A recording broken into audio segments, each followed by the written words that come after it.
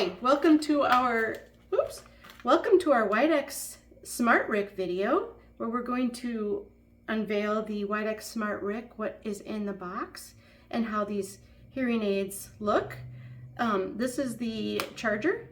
You can charge the charger, and the charger lasts for about 5 days, and the batteries in the hearing aids also last for about 36 hours. This is sort of what they look like. If you can see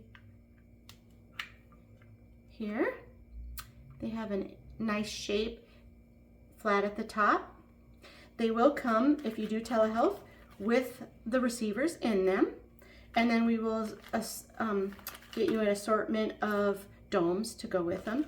Also in the box, besides the receivers, are some cleaning material.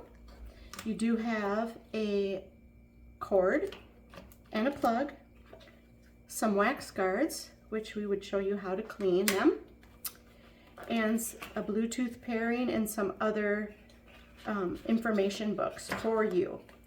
If you're going to do a telehealth, and we're having a promotion special right now, you would get this remote link. This is our loaner. You would get your own for the adjustment for the appointment, and this would be paired to the hearing aids.